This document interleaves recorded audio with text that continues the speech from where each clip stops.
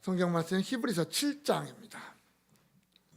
히브리서 7장 1절부터 3절 말씀을 보겠습니다.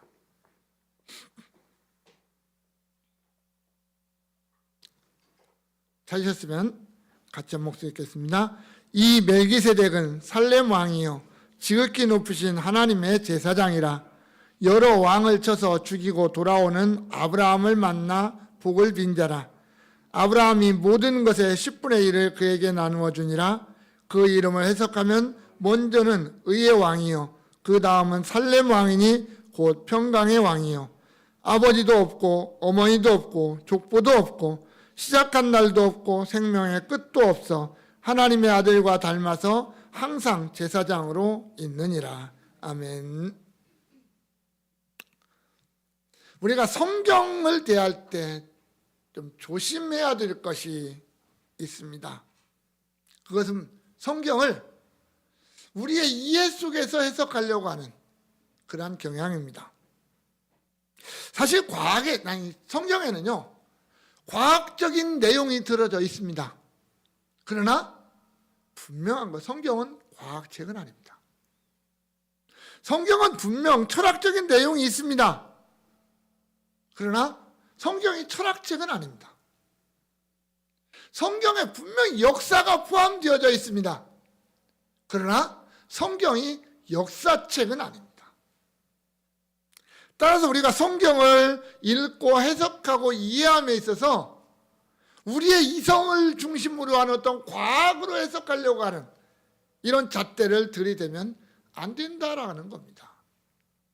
전통적으로 내려오는 철학이나 역사라고 하는 잣대로 성경을 해석하고 평가하려고 해도 안 됩니다. 왜냐하면 성경에는 우리가 이해할 수 없고 과학으로 증명할 수 없는 내용들이 너무나도 많이 있기 때문입니다. 물론 성경 전체가 다 그런 건 아니죠. 성경의 많은 부분, 대부분의 부분들은 과학적으로 설명이 가능합니다. 성경의 많은 부분들은 철학적으로, 논리적으로 얼마든지 설명할 수가 있는 것들이 많이 있습니다. 그러나 때때로 특히 하나님이 자기 백성을 구원하시는 이 구원 역사에 있어서는 과학이나 철학이나 논리나 어떤 이런 것들로 설명이 안 되는 일들이 너무나도 많이 등장하기도 합니다.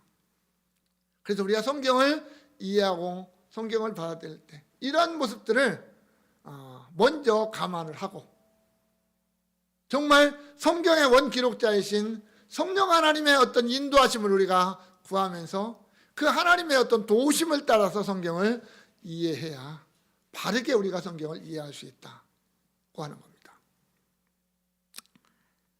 오늘 본문은 구약 성경에 등장하는 아주 참 어려운 난제 가운데 하나의 장면을 설명을 합니다.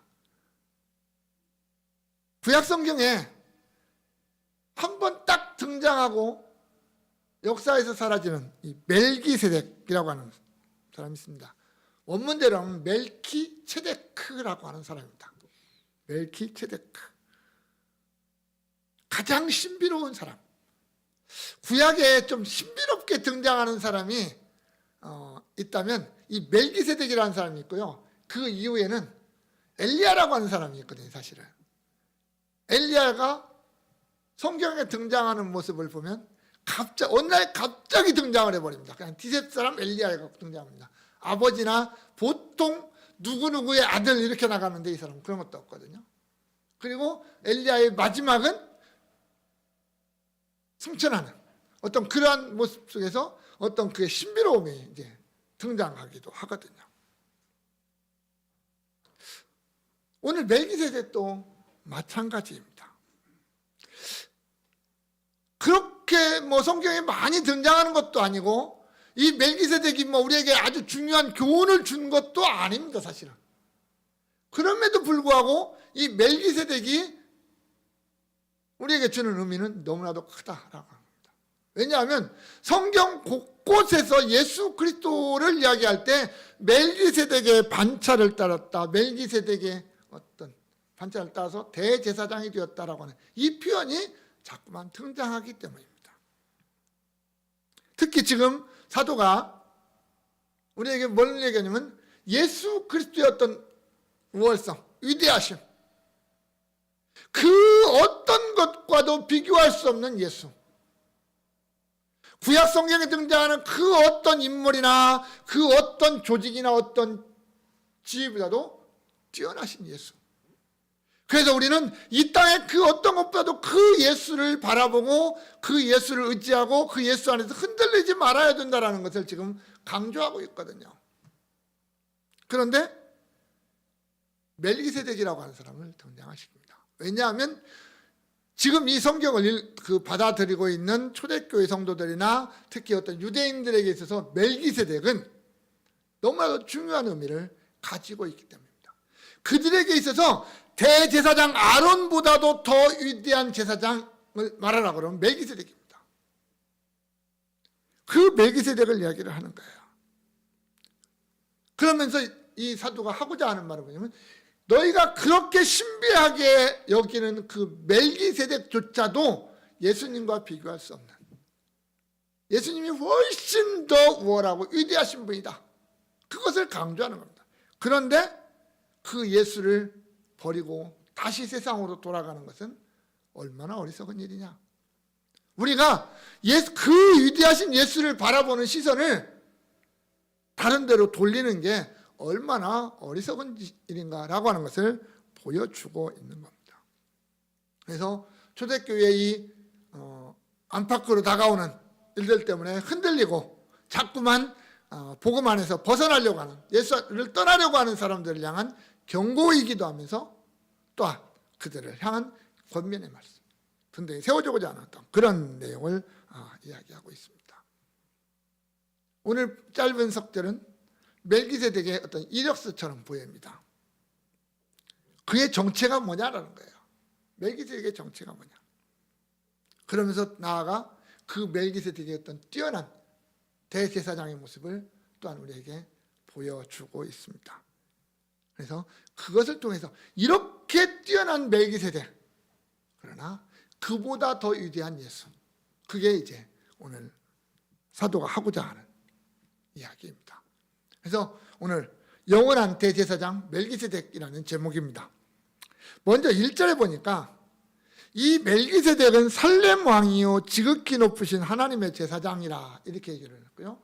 2절에 가면 그 이름을 해석하면 먼저는 의의 왕이요 다음은 살렘 왕이니 곧 평강의 왕이라 이렇게 말을 합니다. 멜기세덱이 어떤 사람이냐라고 물으면 크게 두 가지로 얘기합니다. 하나는 왕이요, 둘째는 제사장이다 이렇게 얘기를 합니다. 왕이요 제사장이었다라는 겁니다. 그분은, 이 멜기세덱은 아브라함이 등장하기 전에 이미 그 사람은 하나님의 제사장이었습니다.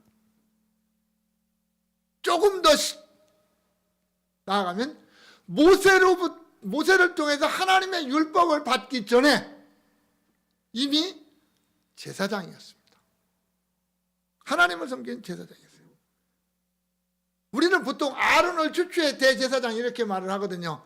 하나님의 율법을 받고 하나님이 임명하신 최초의 대제사장 아론, 이렇게 얘기를 합니다. 그런데 이 아론이 있기 이미 한 500년 전에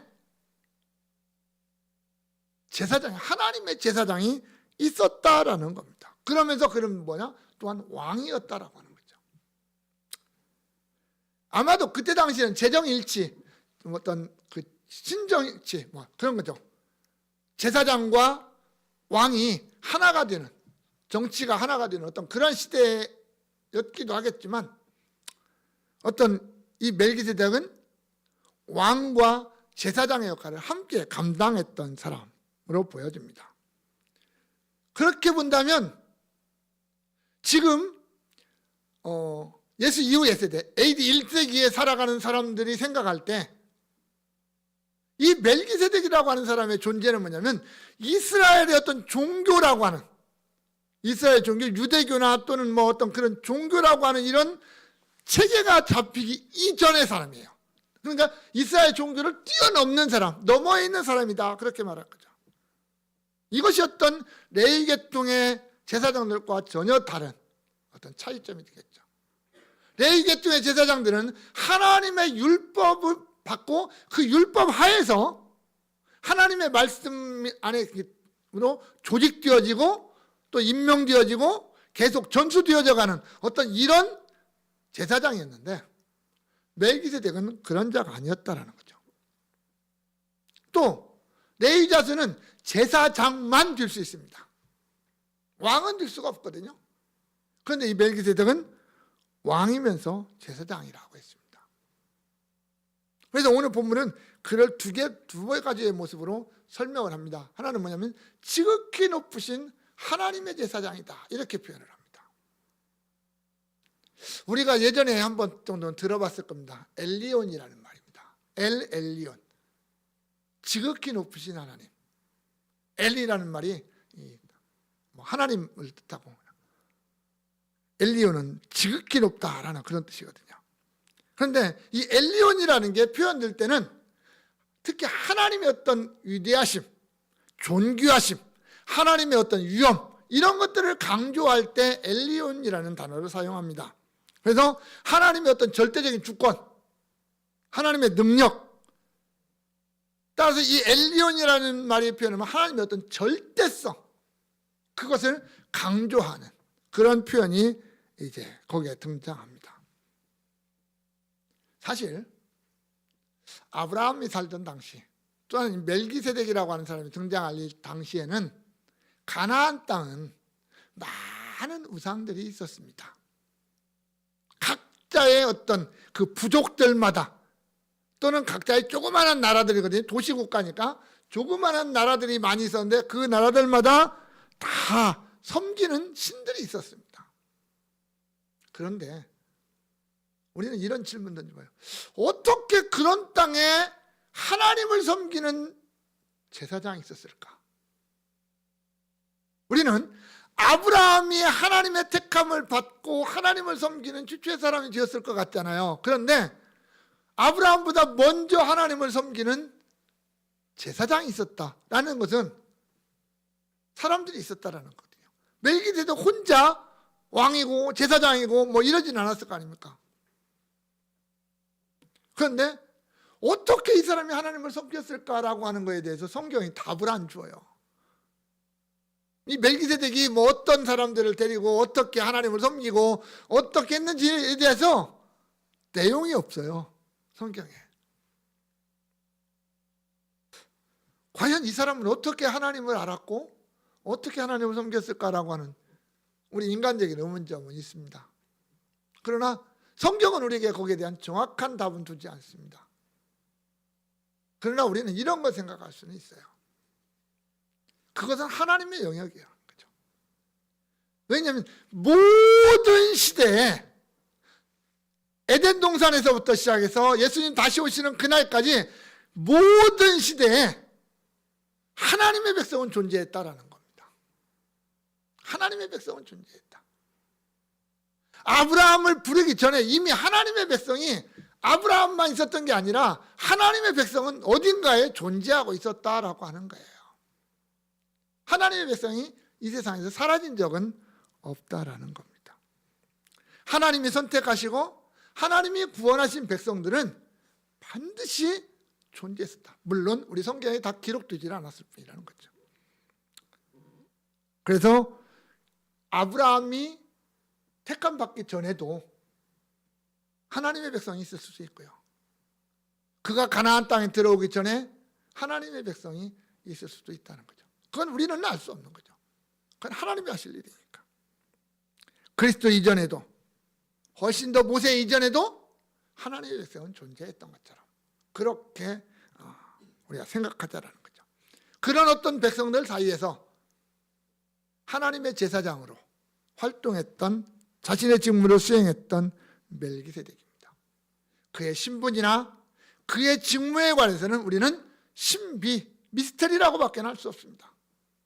우리가 그것까지 완전하게 다 이해하려고 하다 보면 잘못된 길로 나아갈 수도 있다는 것을 조심한다면,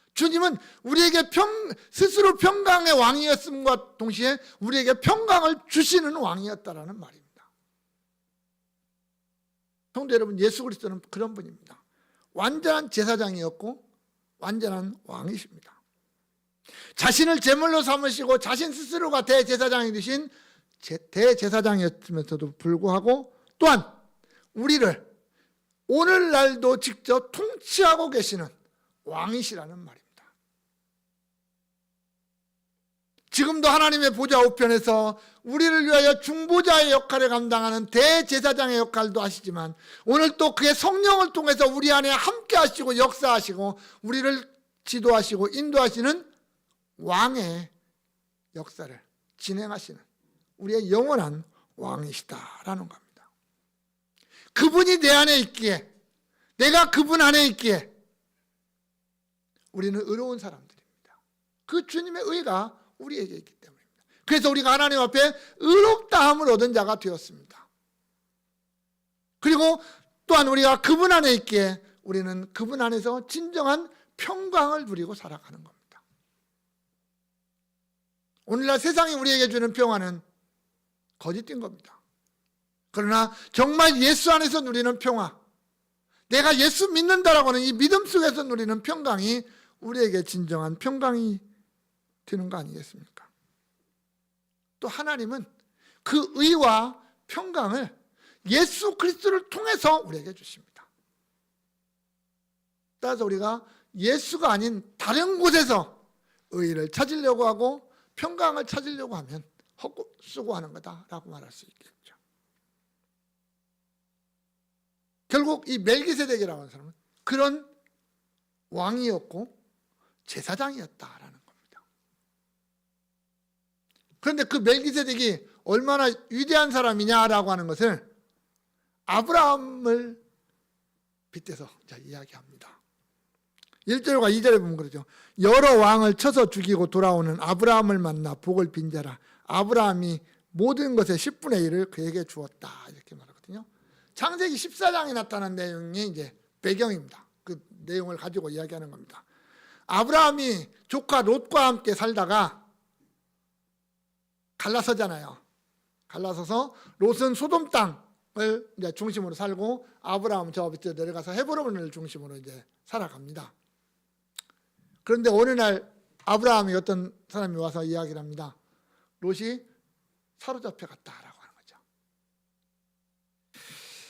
이 소돔 왕을 중심으로 하는 그 연합군과 저 위쪽 그 북쪽에 그 살고 있는 그돌라오멜이라고 하는 왕을 중심으로 하는 연합 이제 된 두 나라가 있었는데 이 소돔 사람들이 왕들이 그 그돌라오멜을 섬겼습니다.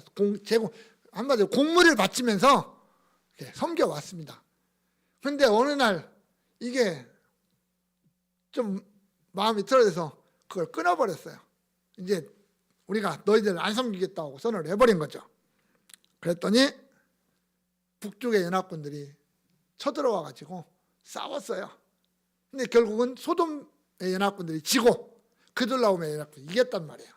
그래가지고 많은 사람들을 포로로 잡아갔습니다. 재산도 다 탈취하고. 그 가운데 이제 롯의 가족이 이제 함께 포로로 잡혀갔던 거예요. 그 소식을 들은 아브라함이 나이도 뭐 이때 당시의 나이면 거의 한 85, 90세 되는 그런 나이인데 자신의 집에서 어떤 훈련된 자들 318명 그리고 그 주변에 있는 자신과 연합해서 이제 살고 있던 뭐 아넬이라는 사람, 뭐 에스골 또는 마므레 이런 사람들이 이제 연합해서 이렇게 살고 있었는데 그들의 군사를 이끌고 뒤쫓아가기 시작합니다. 어디까지? 단까지. 단이라고 말하면 가나안 땅의 꼭대기가 단이거든요. 거기까지 쫓아가서 무찌릅니다. 그런데도 누가 없어요, 거기에. 분명히 단까지 가서 대적들을 쳐부쉈는데 거기에 누가 없어요? 롯이 없어요. 롯의 가족이 없어요. 보니까 벌써 이들은 더 떠나서 저 북쪽으로 더 갔어요. 아브라함이 또 쫓아갑니다. 위에까지. 그래가지고 다메섹 옆에 있는 호바라고 하는 곳까지 쫓아가서 결국은 그들라오멜의 그 연합군들을 다 접어주고 롯과 그의 재산과 그의 가족들을 다 구원해서 돌아오는 그런 어떤 전쟁의 역사가 있습니다. 그때 아브라함이 승리를 하고 돌아오는데 아브라함을 맞이한 사람들 가운데 한 사람이 바로 이 멜기세덱이라는 사람입니다. 이 멜기세덱이 떡하고 포도주를 가지고 나왔어요. 그래서 이 떡과 포도주를 신약의 예수님의 성찬식과 연결하는 신학도 있는데 그건 우리는 너무 거기까지 깊이 가기는 좀 그렇고요. 하여튼 떡과 포도주를 가지고 나왔는데 떡은 양식이고 포도주는 음료였으니까 전쟁에서 지친 아브라함과 그의 군사들을 위해서 이걸 가지고 나왔다 이렇게 생각을 하면 돼요. 그리고 나서 하는 말이 뭐냐면 아브라함을 만나서 복을 빈 자다 이렇게 말합니다. 이 아브라함을 만나 복을 빈 자 이 말을 정확하게 번역하면 이렇게 돼요. 아브라함을 만나 그를 축복한 자예요. 그를 축복한 자. 창세기 24장 19절에 보면 그가 뭐라고 축복하면 천지의 주제이시오 지극히 높으신 하나님이시오 아브라함에게 복을 주옵소서. 이렇게 아브라함을 축복한 사람이 멜기세덱입니다. 우리는 그럴 수 있어요. 축복할 수 있죠. 그죠? 축복하는 거 당연하다고 말할 수도 있죠. 근데 이 축복이라고 하는 것은 두 가지의 특징을 가지고 있습니다. 하나는 높은 자가 낮은 자를 축복하는 겁니다. 높은 자가 낮은 자를 축복해요. 히브리서 7장 이제 뒤에 가면 이제 우리가 다음에 보겠지만 히브리서 7장 7절에 보면 사도가 여기에 대해서 이렇게 설명합니다. 논란의 여지 없이 낮은 자가 높은 자에게서 축복을 받느니라 이렇게 얘기합니다. 그러니까 높은 자가 낮은 자에게 축복하는 거야. 아버지가 자식들에게 축복하는 거고요. 왕이 백성들을 축복하는 것이고요. 제사장이 백성들을 축복하는 겁니다. 그렇게 높은 자가 낮은 자를 축복하는 것이다. 이것이 성경에서 아주 특이하면서도 중요하게 등장하는 하나의 사건이 뭐냐면 아브라함의 손자였던 야곱이 애굽으로 내려가서 바로왕을 만났을 때예요. 여러분, 바로왕이 높아요? 야곱이 높아요? 바로왕이 높잖아요. 바로가 애굽의 바로가 높잖아요. 근데 성경은 뭐라고 말씀하시는지 아십니까? 야곱이 바로를 축복하고 나왔다 이렇게 표현을 해버려요. 야곱이 바로를 축복했다. 하나님은요 바로를 야곱의 밑에다 두어버렸어요. 높은 자가 낮은 자를 축복하는 것이다 이렇게 말합니다. 오늘 본문을 보십시오. 멜기세덱이 아브라함을 축복했다 이렇게 말하면 아브라함보다 멜기세덱이 높다라고 말하는 겁니다. 높은 자다라고 말하는 거예요. 이스라엘 백성들이 가장 위대한 사람으로 인정하는 아브라함을 멜기세덱 아래다 둬버렸습니다. 그래서 멜기세덱의 위대함을 그렇게 느낍니다. 그걸 아브라함도 인정했다라고 하는 겁니까? 축복을 받았다라는 것은. 두 번째는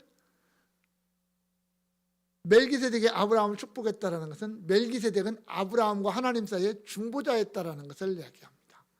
하나님이여 복을 주옵소서거든요. 그러니까 이 멜기세덱은 하나님과 아브라함을 이어주는 중보자였다라는 거예요. 그것을 보여줍니다. 결국 멜기세덱이 아브라함보다 뛰어난 제사장이었다라고 하는 것을 설명을 하고 있습니다. 너희 아브라함의 후손된 레위 제사장들, 그 아브라함의 후손들이잖아요. 그러나 그들보다 더 뛰어난 멜기세덱의 모습을 보여줍니다. 두 번째는 창세기 14장 20절에 보면 아브라함이 그 얻은 것에서 10분의 1을 멜기세덱에 주었더라라고 하는 거예요. 11조에 대한 성경에서 최초로 등장하는 구절입니다. 훗날 야곱도 창세기 28장 22절에서 그러잖아요. 내가 하나님 앞에 내 10분의 1을 드리겠습니다 라고 말을 하거든요. 11조의 공통적인 특징은 뭐냐? 11조는 한마디로 딱 이런 겁니다. 나의 모든 것이 당신의 것입니다. 이렇게 고백하는 것이 11조입니다. 내가 가지고 있는 것의 모든 것이 당신으로부터 왔고 당신의 것이고 결국 당신에게 돌아갑니다 라고 고백하면서 드리는 것이 11조라는 말입니다. 야곱이 이 고백을 할 때 뭐 가지고 있었는지 아십니까? 아무것도 없었어요. 지금 도망가는 도망자이신 분이에요. 우리 어떤 목사님은 노숙자라고 표현을 하더라고요. 그때 당시 야곱의 모습을. 노숙자. 지팡이 하나만 가지고 가는 노숙자예요. 그런데 그가 하나님 앞에 뭐라고 말하냐면 하나님이 나를 평안히 이곳에 돌아오게 하면 내가 하나님 앞에 10분의 1을 드리겠습니다. 내 모든 것이 다 하나님의 것임을 인정하고 고백하며 그렇게 하겠습니다라고 얘기해요. 가지고 아무것도 없는데. 그게 11조의 의미라는 말입니다. 오늘 아브라함이 멜기세덱에게 자신의 소득의 10분의 1을 주었다는 것은 그런 의미가 되겠죠. 내 모든 것은 당신의 것입니다 라고 하는 거예요. 결국은 멜기세덱이 하나님의 이름으로 축복했으니까 아브라함은 그 모든 것을 멜기세덱을 통해서 결국은 누구에게? 하나님 앞에 드리는 그런 모습이 되겠죠. 결국 아브라함의 어떤 이런 모습, 아브라함이 멜기세덱으로부터 축복을 받고 또 자신의 소득을 전부를 멜기세덱 앞에 내려놓는다는 것은 멜기세덱이 아브라함보다 훨씬 위에 우월한 자라고 하는 것을 알았고 고백하고 있다는 거죠. 사도가 지금 그것을 강조하는 겁니다. 그래서 그 구약의 이스라엘 백성들이 가장 자존심처럼 여기고 있는 아브라함을 오늘 본문에서 이렇게 데려오고 있다는 겁니다. 훗날에 레위 계통의 제사장들도 11조를 받았어요. 백성들로부터 11조를 받았습니다. 그런데 그건 율법에 따라서 훗날 받았는데 레위 자손들조차도 아브라함의 후손이거든요. 그래서 이제 뒤에 또 나오겠지만 이미 레위 자손들도 아브라함의 허리에 있었다 이렇게 표현을 하거든요. 그래서 레위 자손들조차도 아브라함의 허리에 있어서 멜기세덱에게 11조를 바친 존재가 되었다 이렇게 표현을 하거든요. 그만큼 이 멜기세덱의 위치가 탁월하다라고 하는 것을 설명을 합니다. 가장 신비롭고 가장 이해가 하기 어려운 사람이었지만 분명한 것은 아브라함보다 훨씬 더 우월한 존재였고 뛰어난 존재였다라는 것만큼은 분명하다라는 겁니다. 그런데 그런 멜기세덱보다도 더 위에 계신 예수 그리스도, 너희가 그토록 아브라함이라고 하는 존재를 절대적으로 생각하고 있다면 그 아브라함을 축복했던 멜기세덱이 얼마나 더 위대하냐. 그러나 우리 예수 그리스도는 그 멜기세덱보다도 더 뛰어나다 이렇게 말하고 있는 겁니다. 그래서 우리가 그 예수를 부인하거나 버리면 안 된다라고 하는 것을 강조하고 있는 거죠.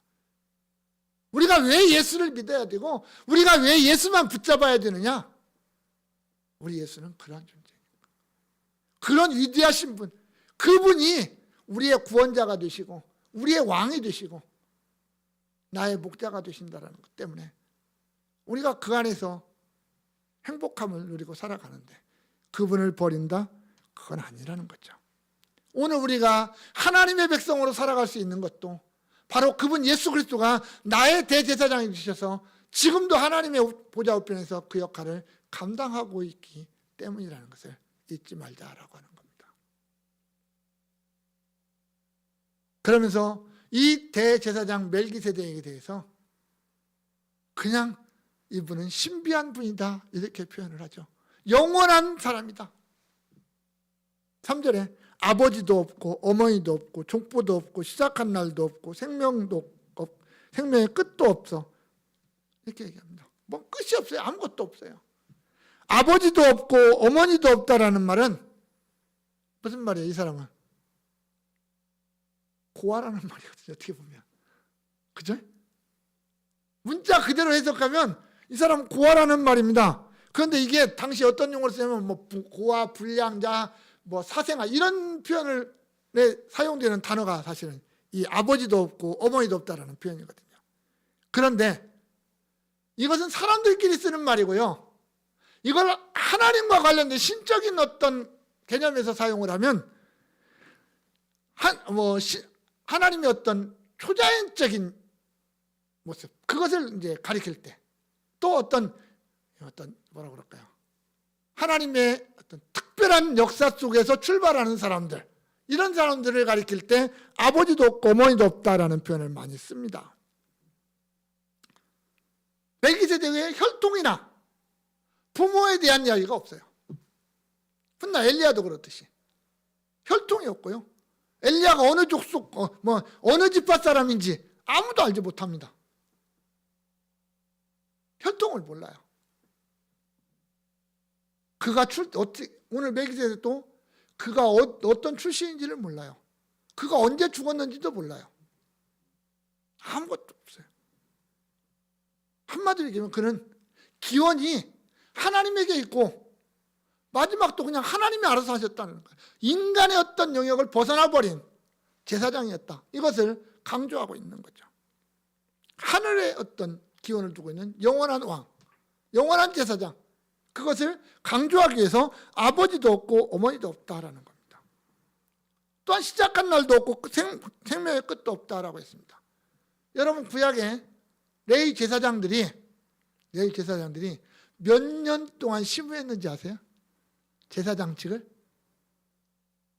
20년 했습니다. 20년. 정년이 50세예요. 30세부터 시작해서 50세까지 제사장의 직무를 하고 은퇴합니다. 일명 은퇴요. 성전에 제사장으로서 섬기기 위해서 성전에 들어가는 나이는 20세예요. 20살에 들어가서 10년 동안 배우고 20년 동안 제사장의 직무를 행하고 50세가 되면 은퇴합니다. 그게 구약의 제사장들이었어요. 그런데 멜기세덱은 그런 게 없어요. 언제 시작했는지, 언제 끝났는지, 누가 가르쳤는지, 그가 누구를 후손으로 남겨놨는지 아무것도 없습니다. 그냥 어느 날 갑자기 나타나서 어느 날 갑자기 사라져버리는 그러한 제사장의 모습으로 나타납니다. 그래서 사도는 뭐라고 표현하냐면 하나님의 아들과 닮았다, 이렇게 말하는 거예요. 하나님의 아들의 시작도 없고 끝도 없잖아요. 인간적인 아버지도 없고 어머니도 없잖아요. 철저하게 하나님과만 관계되는 거잖아요.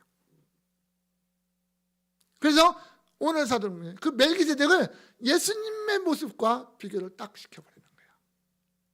우리가 멜기세덱을 그렇게 신비한 인물로 표현하지 않느냐, 위대한 사람으로 말하지 않느냐. 그러나 우리 예수 그리스도가 그렇게, 멜기세덱은 우리 모두가 알다시피 모든 시대의 제사장의 어떤 원형으로, 표본으로 보지만 우리 예수 그리스도는 그 실제가 아니냐, 완전한 실제가 아니냐, 그것을 지금 이야기하고 있는 겁니다.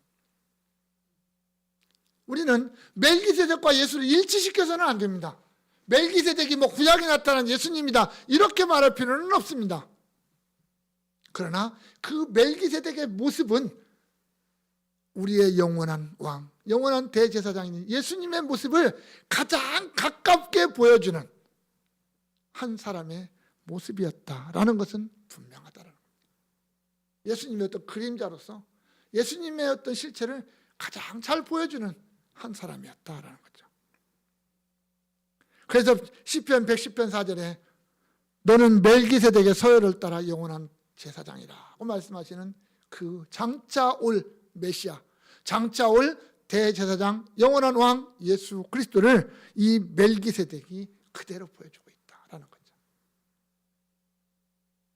그러나 멜기세덱보다도 예수는 더 위대한 제사장, 자신의 몸을 제물로 드리고 자신 스스로가 대제사장이 되어서 하나님의 보좌 앞에 지성소에 들어가신 대제사장, 그가 예수 그리스도.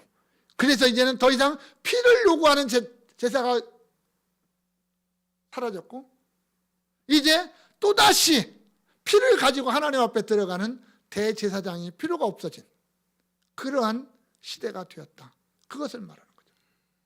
내 자신이 이제는 그 예수를, 그 나를 위하여 죽으시고 나에 앞서서 지성소에 들어가신 그 예수를 믿는 믿음으로 그 예수의 뒤를 따라가는 존재가 우리가 되었다라고 하는 것을 이야기하는 거죠.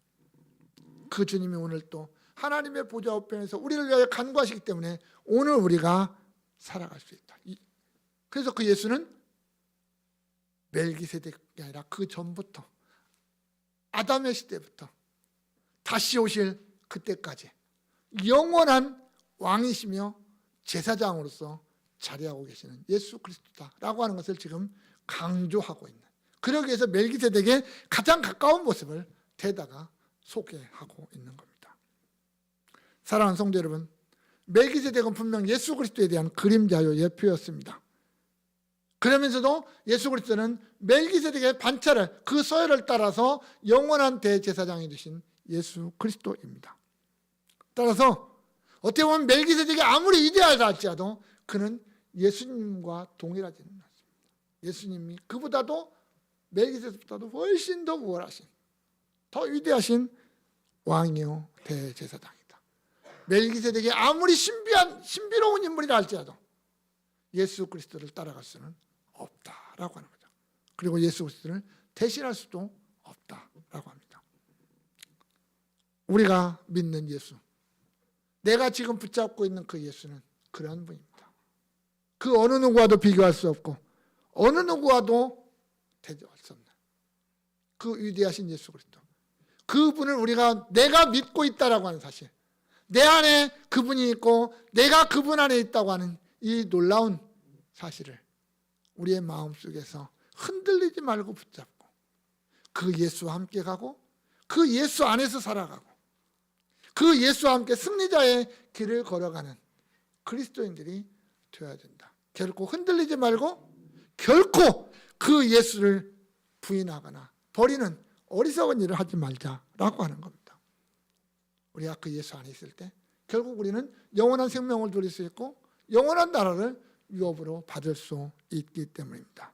원하기는 우리 모두가 나의 영원한 왕이자 나의 영원한 대제사장이신 그 예수 그리스도 안에서 하나님이 주시는 그 풍성한 복을, 가장 좋은 것들을 받아 누리는 저와 여러분들 될 수 있기를 주님의 이름으로 축원합니다. 우리의 생명이 되시고 우리의 영원한 왕이 되시고 우리의 영원한 대제사장 되신 우리 구주 예수 그리스도의 은혜와 그 아들 통하여 우리에게 영원한 생명과 영원한 유업을 주시는 아버지 하나님의 놀라우신 사랑과 성령님의 감화와 감동과 충만하심의 역사가 오직 예수만 바라보고 그 예수만 끝까지 따라가기를 소원하는 여기 모인 주의 백성들 머리 위에 우리 광성교회 위에 이제로부터 영원까지 함께 있을지어다. 아멘.